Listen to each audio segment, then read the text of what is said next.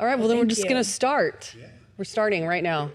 We are starting right now. Giving Music podcast live from the Beacon store in Westlake Village. We have Michelle Wolff.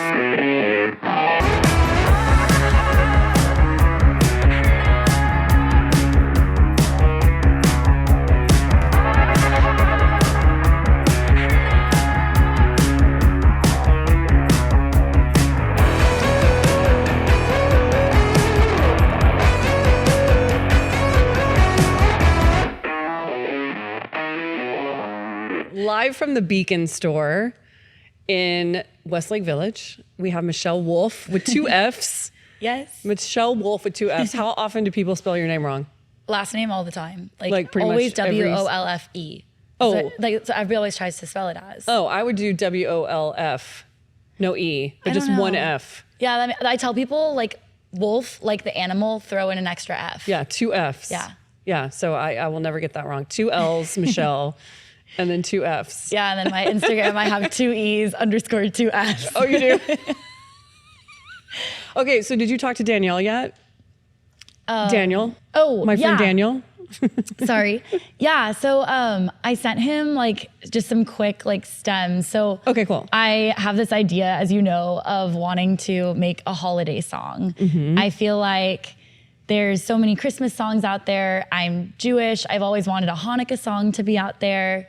And there are some. The Adam Sandler Hanukkah song didn't do it for you? That one's great. But I don't know. I started working on this song and it was kind of just like, we need a holiday miracle, basically. Yeah. And so I connected with him. I like kind of wrote down just like the melody, and then I like recorded myself playing it on piano, and then threw in some ukulele, and I was like, here it is on ukulele. Sang a harmony. Here's a like version with a harmony, and I was like, all right, help me. Do something with this. Yeah. So I don't know. I think that we're getting really close to the holidays. Yeah. So I feel like it might be hard to like get it out there. No, let's do it. You think? Do you want me to like tell him we need to do it faster? Maybe. Honestly, I mean, I'd love to. Yeah. I'd really. When love is to. Hanukkah? Good question. It's usually slightly, so in the Jewish religion, we go by the lunar calendar. So it's like always kind of changing depending on that calendar, but it usually falls within kind of the same time frame as Christmas. Okay. So I think it's like it was December, sometimes like later. I think it's just, no, it's usually earlier. I think it's like December 15th or 16th this year. Okay, so it's a little bit sooner. So we got to get, I told you that I converted, right? Oh yeah, that's right. Yeah. So I'm like telling you about Judaism and you're like, yeah, No, I know. but it's good for other people who may not know anything about it, because growing up in Dallas, McKinney, I didn't ever know any Jews. To be honest with you, like I'm sure there were some, but I didn't know that. So like I never really met anyone that was Jewish until I moved to LA. Wow. Yeah. Yeah, I feel like I was kind of like writing just like my experience being Jewish in Texas. Yeah. And it's funny because I went to like a Jewish preschool. I was very like surrounded by Jews in the Dallas community. Uh-huh. And then I went to a public elementary school where I was one of the only Jewish people. And so it was like such a huge shift in like being surrounded constantly, and then just kind of wanting to tell people like, this is what I've grown up as, and this is what I know. And like, you know, I had this weird situation where I was going to after school care, and I had these two like friends that I'd recently made in my elementary school, and basically they tried to convert me. And they were like, to Christianity? Yeah, they were like, we love you and we are worried about you. We don't want you to die and not go to heaven. Yeah, like we want you to be saved. This is so Christian of them. Yeah, it was, and I mean, it was really interesting. And it really also made me kind of question, like, do I like being Jewish? Why am I different? But then it really became like such a big part of me. And as you know, I wanted to be a cantor, which is a person in the Jewish religion that leads services by singing. And, you know, we're not talking about like a song leader in church. Like this is a full-time career. It's actually 5 years of school after college to become a cantor. And that was my goal. Like I was really committed to the Jewish faith and still am very involved in the Jewish sphere. Sorry, we got all deep into Judaism. But. No, I love it. Yeah. I think it's great. And also, I wanted to ask you something actually about cantors. So have women always been able to be them? Yeah, so it depends on like the sect of Judaism. And that was something that I thought was really interesting too, because I grew up Reform, which is kind of like the most relaxed, as you know. And I had never really known much about like Orthodox. But then when I went to college, I really learned a lot about like Chabad, and I went to Israel with Chabad. And it's interesting because women like can't sing in the sense of like for a large group of men, because their voice is like kind of seductive. Exactly. And so it really depends. And even in like conservative too, they don't really, some have cantors, but some like my stepmom's synagogue, for example, didn't necessarily have a cantor. It was more like kind of congregants would go. But in Reform Judaism, you know, where they bring in the instruments and they have all the performing, like cantors are really big, and it can be a woman. Okay.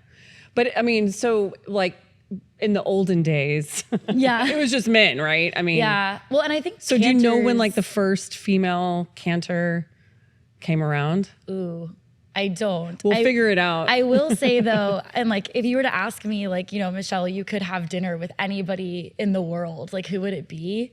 And there was a woman named Debbie Friedman that basically like rewrote Jewish music. And like, she's one of the biggest, like in Reform Judaism especially. She made all these tunes and she made all these songs and she made it fun. And like, she is like my idol, essentially. Wow. So. Okay. That's great. Yeah. Debbie Friedman. I didn't know that. I'm gonna look that up. Yeah. I want to introduce you to the conductor of the LA Jewish Symphony. Oh yeah. Her name is Noreen Green. So she's also a woman and very well versed. But I really want you to meet her. She's really cool. Oh yeah. Just remind me. That'd be awesome. I took a conducting class in college. I was terrible at it. But I was also terrible at really conducting. Hard. I know. People are like, oh, they're just up there, you know, doing their arms. Like, what do they really do? And I'm always like, I always also have a hard time like explaining it. Yeah. There's so like, much that they are doing. Shout out to conductors. Shout out to conductors right now. It looks like they're just, you know, doing like this, but they're actually. Okay, so Michelle, they're actually doing something. Michelle and I both grew up in Dallas and the Dallas area, and we both went to the University of Texas at Austin. Hook 'em horns! Yes. I told her I'm a 4th generation Longhorn, so like, I mean... Long time. Yeah, long. Like I definitely bleed burnt orange for sure. And you always wanted to go to Texas? I did. Yeah. Yeah. It's not an easy school to get into. I know. I don't know. I mean, hopefully I would have still gotten in at this point. I don't know. But you know, it's funny because we were talking about marching band and like I did play in the Longhorn band. Yeah. And it was like, I mean, I played trombone and that's not my main instrument, but it was like the most fun time ever. You know, just like a constant going to football games. And it's so hard to go to football games. Like you can't even get tickets. Yeah. Then it was like you had a great seat, you know, and you got to perform. Yeah, you're on the floor. Yeah. It was thing. It was on amazing. The field. It was amazing. We were in the stands back then, but. Oh, when you guys played? Yeah, we were still in the stands. I think they are on the, they don't want to take up any of the seats now. Yeah. Because they need to make some money. Gotta make money. But so what made you want to go to UT? I've always same. Oh, same. You wanted to go. My family. So we're not like 4th generation like you, but my mom went there. Okay. And it was always just the dream school as far as like, you know, burnt orange, Longhorns, and did you live in the dorm? I didn't even. Yeah, I lived in like a private dorm. It's called Powers. Okay. Because I lived in Kinsolving. Oh, you did? Yeah. Okay, yeah. My mom lived at, what was it called? Dobie. Yeah, Dobie. Yeah. Yeah. That was the fancy dorm. Yeah. I don't know if it's probably not anymore, but I remember Kinsolving. Yeah, I didn't live like on campus. But okay, yeah. Yeah. So, and you went for music? Yeah. So you auditioned and... Yeah, well, so that was really interesting too, because nowadays getting into Texas is so hard. Yeah. I say basically like 75% is top 8% of your class. So as you know, in Texas, we have this thing where if you're in the top 8% of your high school class, you're automatically admitted into UT. Oh, okay. I didn't know that. Oh yeah. And then I say like 20% is out-of-staters and like the people that want to pay a ton of money to go to Texas. And then like 5% is the rest of us who are not in the top 8%. Oh, okay. But so like, I didn't even want to apply because I didn't think I would get in. Okay. And I had started taking like AP music theory my senior year of high school. And I was really enjoying it. And I started taking voice with this kind of prominent voice teacher because I was in show choir and a lot of people in my show choir were taking from her. And she was like, why not be a music major? You want to be a cantor, you love singing, you're liking music theory. Like, let's get you into college for singing. Yeah. So that's what we did. And it was really exciting. I cried, my dad cried when I got to Texas. Oh my God, yes. It was a really exciting moment. Oh my God, okay. So then when did you get nodules? So that was like the really bummer part because I got like a vocal hemorrhage first. Okay. Is this in your freshman year? Senior year of high school. Oh, so I'd already done my auditions and then I got this hemorrhage and then I went on vocal rest for like a month and I was really like carrying around like a whiteboard. I can't imagine you on vocal rest, first of all, because I know, like I'm so talkative. Yeah. So you carried around a whiteboard? Yeah, I like communicated via whiteboard because I really didn't want to get vocal nodules. Like I was like, this is so exciting. And also there was this voice teacher at UT at the Butler School of Music that only took graduates, but she loved that I wanted to be a cantor and that I wanted to sing Jewish music. And so she was taking me on as her one freshman. So it was like super exciting. And then I got like vocal nodules, like officially. So that happened before you went to school? Yeah. And so did you study music? I mean, you still... Yeah, so and also they told me not to rush a sorority. Like they had said, it's really bad for your voice and because you're talking so much and they're cheering and it's so loud. Yeah. But I'd always dreamt like both of my aunts went to Texas and were in AE Phi and I was like, I have to follow that legacy. Like I need to be in a sorority. I need to do Greek life. So they tried to accommodate for me. Like they put me in like a certain area. I felt like very like special, you know, and it was awkward too. Cause like during my rush, like everybody was like, okay, why are you like over here? And like, why can't you answer all my questions? And like, why are you trying to preserve your voice? And like, but so then I got into AE Phi, the sorority, but my voice was just really bad by that point. And I was trying to sing opera and I was just really struggling. And they were like, you'll be a music major, we'll keep trying. I had to take a medical Q drop for my voice lessons. And then I was kind of in the music holding tank until about sophomore year when they were just like, we've got to do something else. Like you have to pick a different major because you can't pursue this. Oh, you know. Oh my God. So what did you switch to? So I had a really good GPA. I had been doing really well in like my core classes and then I was loving my music classes and it's such a rigorous program. Like you're doing music theory, lab, piano, it's like all of and it all combines. Yeah. And so I thought about business, but I'd have to take calculus and I'm not really a math person. And so I figured communication would be good. And so I did corporate communication and took classes like public speaking and just kind of some basic like life, like good classes for life that I could utilize. But I really had no idea what I was gonna do when I graduated, but I figured I would get there eventually. Yeah. And so I know we talked about starting like a support group for people that develop vocal nodules. I mean, have you come across other people in your life or? Yeah, I haven't met a ton of singers that have it. I've met like a few people that just are like, oh, you have vocal nodules, so do I.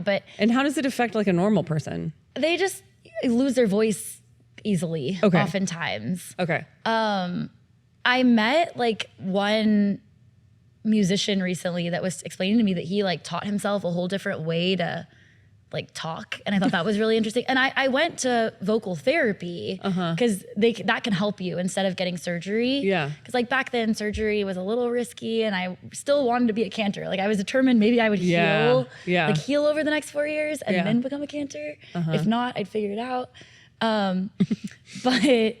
But yeah, I think that I haven't gotten to meet a lot of other singers that have really like gone through it. And there's got to be like a ton. I'd imagine. And like, I wish that I'd like looked into it more. I kind of tried to look into like support groups and didn't really find anything.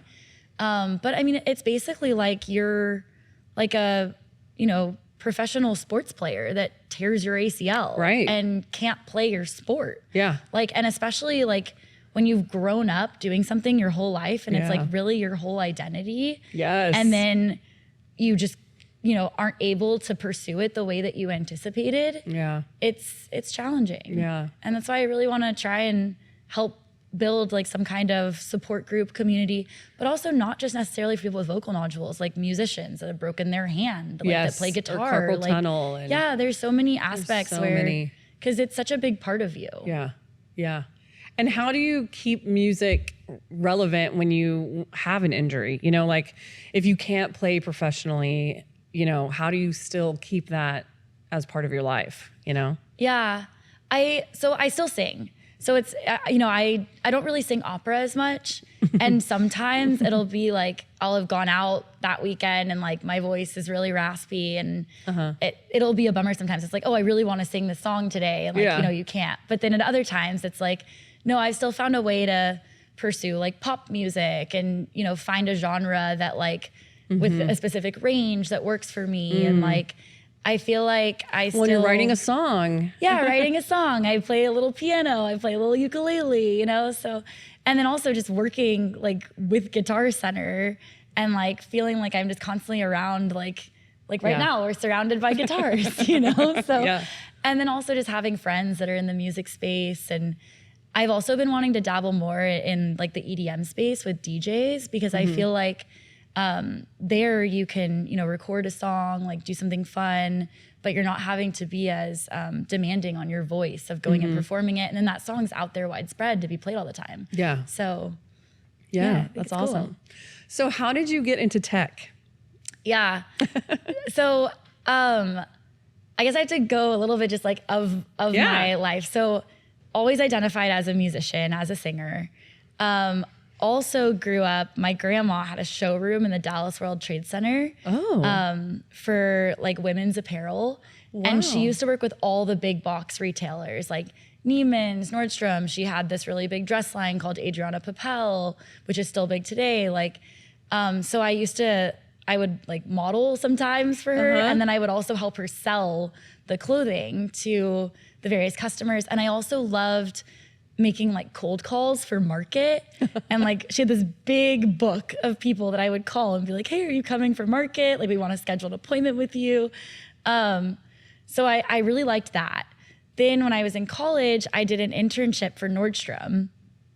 And I really loved, working. I was in the collectors area and I was kind of doing this assistant manager thing. And I was a top seller and it was really fun. But I kind of felt like they didn't really value my UT degree. And I felt like I was going to be, on my feet, working weekends. And so I was talking with the president of our sorority had graduated and started working at a big tech company. And she was like, I think this could be really great for you. It fits, you're a bubbly personality. You had talked about how you liked cold calling, which is kind of rare. Yeah. You can always try it. They give you a really big like training program for sales, and then you can always take it and do it somewhere else. So I'd also always want to move to California. Oh, okay. And they had an option where you could choose Santa Monica. Oh, wow. And I was like, okay, hell yeah, let's do this. So, started kind of very bottom business development rep. I had like Idaho and Wyoming as my territory. Oh, wow. And so I was like, selling cloud to Idaho, Wyoming, like cold calling. And then like as my career developed, I moved into inside sales and mid-market where I worked with some bigger accounts. I moved into our channel where I was kind of the liaison between third-party resellers and the main tech company. And then when I moved into field sales, and that was no easy feat, by the way, because back then you had to have 10 plus years of field experience to become a field rep. So I kind of skipped a few ways and made it in. But then getting to have like Guitar Center as my account for, you know, a large global tech company was just so exciting. And then, I mean, now you look and I'm 8 years in, I'm now on our strategic AI team. And so I think I've really found like another thing that has been a really big part of my life that I've really enjoyed. And going back to talking about my grandma's showroom, like when email came out and internet and she needed to have a website, she chose not to. And slowly, you know, more lines and more manufacturers didn't want to work with her because they wanted to be online. They wanted to have, like, as technology advances, you always have to follow it. It's so important. And so I feel like seeing that firsthand and understanding the importance of the constant evolution of tech, I think it made a lot of sense. Yeah. Well, it seems to me it's like so exciting because you're at the forefront of AI right now. And it just seems to me like this is like cutting edge shit. You know what I mean? And you're like at the helm of it. And how do you feel about that? So, you know, it's funny because maybe you're like, it's not that big. I don't know. No, I mean, it's funny because I feel like I need to get better at using AI to help with like my job. So like I was really impressed when we were building out the application for the young professionals and you were like, oh, I use ChatGPT. And I was like, wait a minute, I need to use ChatGPT more. So I actually, Tony Robbins just did a AI summit for the past 3 days. And it was like 3 hours a day. And he brought in all these big tech AI leaders. He brought in the CEO of Salesforce. He brought in all these different people. And so I actually got like a lot of valuable skills as far as like how to better leverage ChatGPT because I think it's really important because you have to continue to follow the technology as we just talked about. And I think for me to be able to be like, you know, consulting these big customers and being a strategic advisor to some of the largest corporate companies, I have to understand the technology myself and also how to apply it. So yeah, I think that it's exciting and I'm going to all these conferences and I'm working with NVIDIA and AMD. It's fascinating. No, it's definitely, I think the world as we know it is going to change in positive ways as, you know, AI continues to evolve and people are going to have more and more time to give back to like their families. And as you find ways to automate the things that we don't enjoy doing on a daily basis, like I had it help me send an email yesterday, you know, and like I had it help me build out a business plan for one of my customers. And like, you always have to tweak it and make sure that, you know, it fits your voice. But it saves so much time. Absolutely. Yeah. And are you doing anything in the like music and AI at all or? Yeah, I haven't. I do want to dive more into it because I know there's a lot of like video AI tools you can use and apps and things like that. Have you? I'm curious. I'm throwing it back at you. I don't know. I don't know what you're talking about. No, but so Greg Glazer was making us a song, a theme song, and he was using AI, and he also sends like hilarious photos and stuff. So, I mean, I haven't really delved into it that way, but I think, you know, like anything, it's like computer saves you time or, you know, it's like, it can be a tool that people can use. I know everybody's like afraid of it right now, but I just think it's, you know, it's just a tool that we use as humans. Yeah. Something they talked about in this summit, which I thought was really interesting, and I'm hoping I quote it correctly, but they talked about the concept of your left brain and your right brain and the concept of things being complex versus, I believe it was complicated. And so they were saying that complicated is something that is somewhat predictable. You can do it if you work hard on it and you can see the future in certain scenarios. Complex is more of like the things that you can't predict, like your love life, how your life is going to end up, whether your cat is going to love you or not, for example. And so they said the minute you try to solve complex problems using technology, that's when things can become problematic versus just being able to solve the complicated things makes a big difference. So they said, like, for example, building a robot cat. The robot cat can't love you the way that like an actual cat can, and can't provide companionship the way an actual cat can, because an actual cat is complex, not complicated. Yeah. So I thought that was really interesting. Yeah, that is interesting. Yeah. Wow.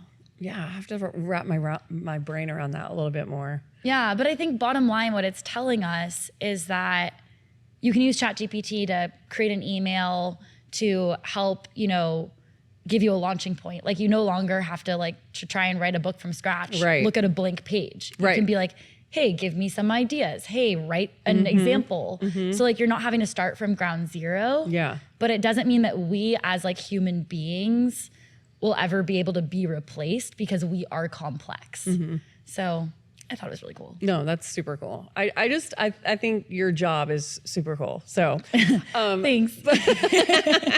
But pivoting from that, like I would love to know selfishly, like why you were interested in the foundation. Like, cause I know Guitar Center was your client. Yeah. And then you kept like talking to them about the foundation or ideas that you had. And they eventually were like, okay, fine. You need to talk to Myka. Yeah. So what were you like, what interested you about it? Yeah, I think it was really exciting because I had all these big ideas for Guitar Center, and some of them were also involving philanthropic acts and things like that. And I didn't even know the foundation existed. And I was moving into my AI role and having my goodbye lunch with a lot of the IT leaders at Guitar Center. And my boss actually was like, yeah, Michelle had some really big ideas for you guys. Like, and I was like, shh. You know, I was like, they're so big and extravagant that like, you know, who am I to have these ideas? And then he was like, they were like, oh, what were they? You know? And I was like, well, I'm leaving anyways, so I guess I'll just start to tell you guys. And I was like, well, you know, I think that you could possibly help launch like a music revolution of like potentially helping with like a peace movement. I was like, I think there's a lot that you guys could do around, I was having this idea of an online platform that could help connect people. Ideas around with instruments, being able to like auction off instruments. And they were like, we have a whole foundation that donates instruments. And I was like, no way. And then they were just like, you love Guitar Center so much. You have so much passion for our company. Yeah. And you know, you have so much passion for trying to help people. And so you should meet Myka.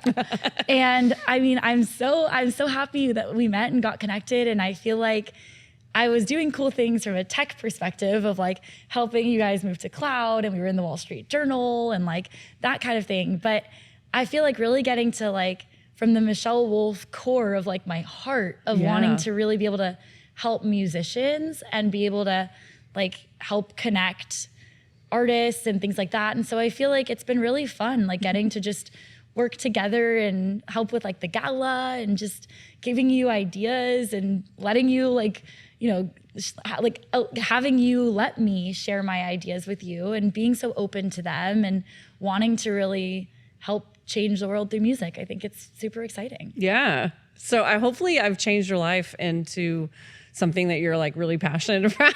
Yeah. No, I'm like every day you're like meeting somebody new, or like, you know, it's awesome. Like the guys from Fab Factory, or I guess the Tony Robbins people I had nothing to do with, but. Well, no, but Jimmy Jam and Terry Lewis, like I'm literally sitting in the audience of Unleash the Power Within, and I'm like, I know them. I have a picture with them from the gala. We just honored them. Yeah. And then it was like, I went to the front at Unleash the Power Within, and I was like, hey, I know them. I work with Guitar Center Foundation. We want to get involved in this. Yeah. Like, who do we talk to next? And so I feel like getting to use my like sales skills for something that could be really huge. Yeah. Well, and sales and fundraising are basically the exact same thing. Yeah. You know, I mean, I think there's a lot of transferable. I mean, I think fundraisers could learn a lot more from salespeople probably. But, you know, I'm so excited to find somebody that's as passionate as you are. And so I just want to talk a little bit about like the group that we're starting. It's not really like started yet, but if we can plug it right now, like a young professionals group. Yeah. You know, people that are not quite at the board level yet, you know, at that point in your career or whatever, but young people that want to give back. And so tell me just your vision of it. Yeah, I mean, I think that it's exciting because as you look at kind of like as you're talking about technology, like music also evolves. And so I think being able to understand trends in music, understand different genres that are becoming popular, and then kind of being able to cater to different music communities. And so I think by having like the Young Professionals Board, it allows kind of a younger, new perspective. Yeah. And like it also incorporates like, you know, there's guitars, but there's also decks with EDM, and there's so many other aspects. And so I feel like having kind of this group of people that can come together, that love music, that want to, you know, spread music as much as they can. And, you know, a lot of the mission is around being able to provide musical instruments to the unserved so that music can continue to be available. And so I think that having this Young Professionals group, it can connect different artists in different ways, or people that are just lovers of music that have this drive that want to help the community. And so I think that what we're doing with the Young Professionals Board, I see it, there's kind of two ways, as we talked about, we could take it, whether it's kind of something more informal and people are coming together and just kind of ideating and things like that, or also having it be almost like a mini board to where, you know, you get to get that experience, because I think a lot of people that are involved do want to eventually be on a real board and things like that. So I think it's a really exciting opportunity to just kind of breathe some new like air and life into music and Guitar Center as a whole. Yeah, and Guitar Center is always, you know, I mean, there's so many legacy artists that we work with, but I think like looking at the younger artists as well is such a like, you know, important thing. And I'm just like really excited about, you know, just bringing in the next generation of artists, and they, you know, they're doing stuff that's so beyond my comprehension, just with like, I mean, recording at home and technology, and, you know, cause I play oboe. So it's just like, I always thought it's like just that, you know, but really it can be beyond that. You can use pedals and like, you know, microphones for podcasts. I mean, there's so many things. Yeah. I think, it's just, I don't know, music is such an exciting and diverse, like you said, diverse field. I mean, you've got all kinds of different music, and just bringing all that together is really exciting. So thank you for inspiring me to like want to do that. Yeah. Well, and one thing I'll say too, and like if you see my t-shirt, it literally says, I got this. So I was leaving Guitar Center, it was my last day. And I was talking to them about how basically I believe like music unites us in ways that words can't. Yeah. And it really can pull at people's heartstrings. I mean, I've seen so many TikToks where it's like person watches this song and all of a sudden feels better, you know, like things like that.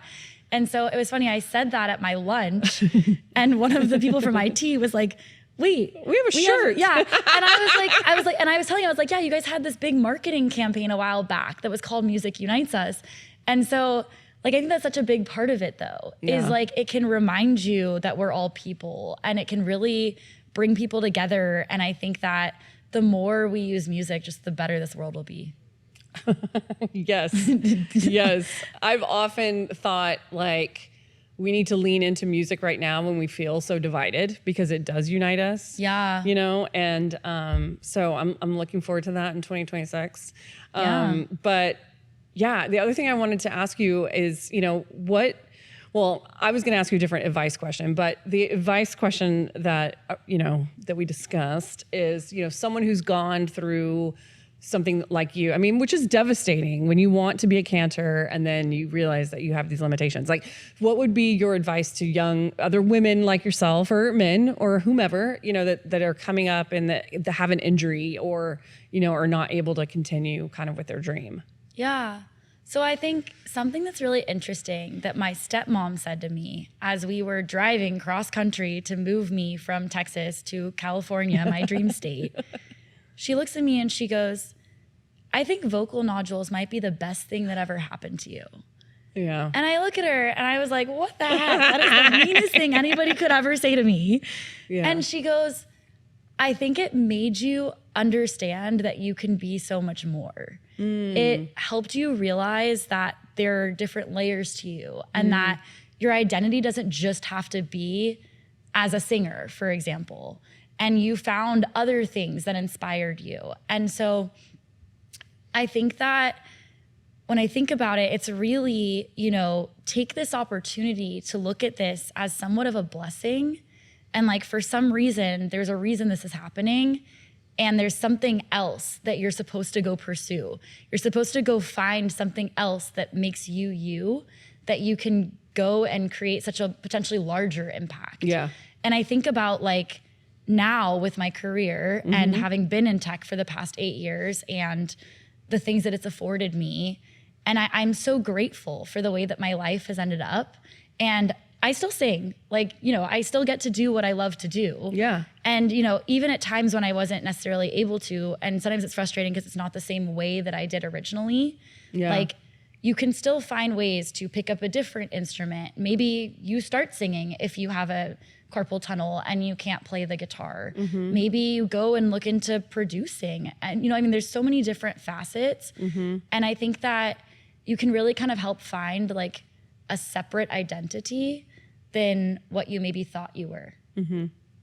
I also love that now you're like embracing this nonprofit kind of vibe, you know, because I think that there's, you know, I never thought about nonprofit. That was like something that kind of just fell in my lap. I never thought like, oh, I'm going to start a nonprofit or, you know, and now I've started several, you know, but it's just, I don't think people, it's not on the radar for whatever reason. So I'm really excited that you're coming into the nonprofit field from the tech field, because a lot of times we're just behind the times. You know, there's not a lot of money to be invested in it, sadly. Like, you know, nonprofit is just always kind of a little bit behind, but I think what you're bringing to the table is so important for the field.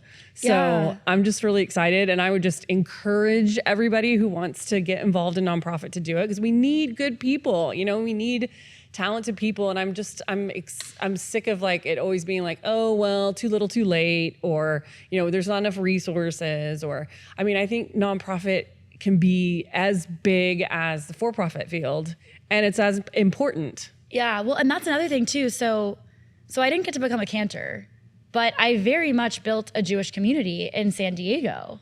And it's called JWP, Jews Who Party. I have some co-founders. We built it together. I haven't heard of that. Yeah, and it's funny because it started out as me throwing Jewish events with all my non-Jewish friends and then explaining to them like, this is Hanukkah. I'm going to teach you how to play dreidel. Like, we're going to sing a Hanukkah song. Like, and then it really kind of, I had another friend that moved into the building that was Jewish, and we threw a Hanukkah party the following year, and there were some more people, and they were like, oh, we should really make this something bigger. And then, you know, everything happened with October 7th with Hamas. And I had just done a potluck Shabbat with a bunch of my non-Jewish friends. And they were like, this was really fun. We should do another one of these. And the company that I work for was matching donations uncapped to Magen David Dome. And so we started doing this fundraiser. And from there, I just became very like committed to fundraising, and I built a GoFundMe and started letting people know. And then when we had our event, I gave this big speech about peace. And I basically said, you know, we're providing aid to Israel because my company is matching donations uncapped, and aid can help, you know, all kinds of people. But I said that, you know, hug both your Jewish and your Muslim friends, because we're all hurting in this situation and no innocent lives should be lost. And we ended up donating over $12,000. Oh, wow. But that was kind of like the start. And when I sang a song, Oseh Shalom, after my speech, and I was like, if you know it, chime in. And the whole room was singing. And I was like, oh my gosh, there's Jews here? Like, since when did this become a Jewish thing?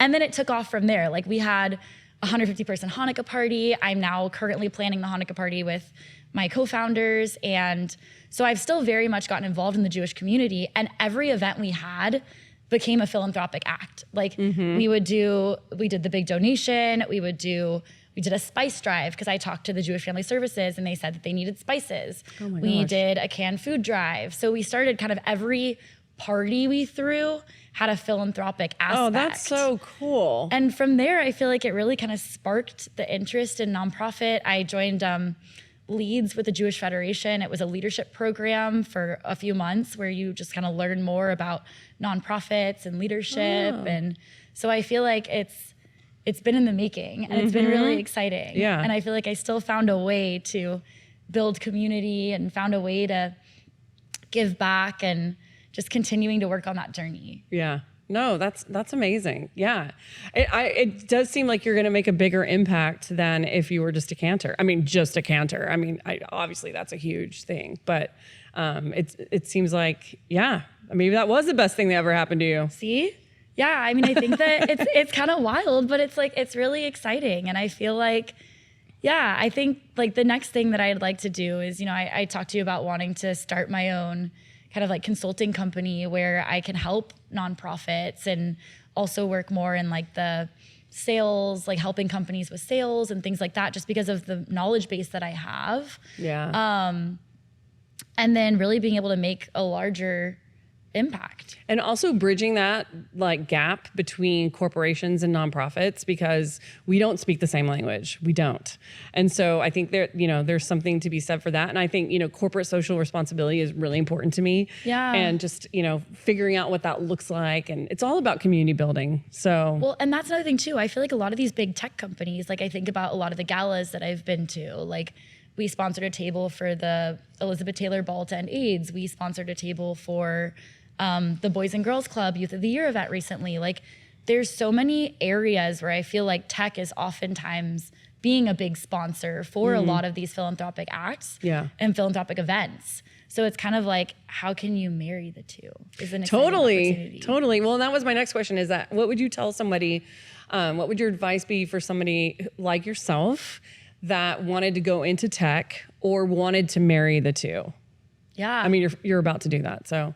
Yeah, I think that tech can afford you, it's lucrative, and you can learn a lot about who the decision makers are, how to get to the proper decision maker. I feel like in sales, it's a lot about learning people's stories, understanding people, and they have that saying, people buy from people they like. Yeah. We have the saying too that says people give to people that they like. See? And so that's where I think maybe even like starting in tech to be able to have a, amount of savings and then be able to give more and then be able to potentially look at pivoting or what that looks like. Right now, I'm kind of balancing both, trying to figure that out. But I think that it is a really great career to have, especially just given how technology is constantly evolving. And will continue to, right? I mean, that's not going to stop. Yeah. But I think being able to try and find more and more ways to volunteer when you're working for a tech company, be able to donate. Like we also have like our Benevity portal donates a certain amount of matching every year. And so I always make sure to max that out. Yeah. So I think there's a lot of opportunities that it affords me to give in a way where I feel like I've been able to find a good balance. Yeah. So just in closing, I just wanted, because our title is Giving Music. Yeah. I wanted to see who was it that gave you music in the very beginning? I mean, like, what was it that sparked your love for music? Was it going to temple? Was it your mom? Like, what was it for you? Ooh. Okay, well, my mom says that she used to put a music box on her stomach when she was pregnant all the time, and she used to sing to me. So she feels like music was gonna be a big part of me, like from birth, basically. I think that, my dad like loves the Beatles and a lot of kind of the classics. And so I feel like he introduced me to those. I think that like also as I grew up, my music taste changed and things like that. And I would go to concerts with my friends. And another big thing too is like when I moved to San Diego, I started going to a bunch of festivals with my friends and just found like the beauty of like going to these festivals and being with your friends. And so I feel like music has always been a part of me in so many different ways. I feel like so many people throughout my life have impacted me with music. Same with my cantor in my synagogue. And I used to sing with him, and it was the big moment that the little girl would go and sing with him for high holidays. So, I mean, I think that I can't pinpoint one specific scenario, but I just think there have been so many different aspects, and it continues to evolve throughout my life. Yeah. And it will continue to. Yeah. I'm excited for what's to come. So thank you so much for reaching out to me and for like being interested in the foundation because, you know, I mean, like you said, a lot of people don't know it exists. So I'm always like trying to carry a flag and just, you know, make sure people know that we're out there trying to make music accessible for everybody. So absolutely. I love what you guys are doing, and I'm so excited to know you and to get to be involved in one way or another. Yay. Thank you. Thank you. You made it to the end of the show. I hope you enjoyed it. It was so inspirational for me. If you enjoyed it, please like us, please follow us, subscribe, comment in the comments, do all the things. Go to guitarcenterfoundation.org, make a donation, help us continue to give music to people who need it the most.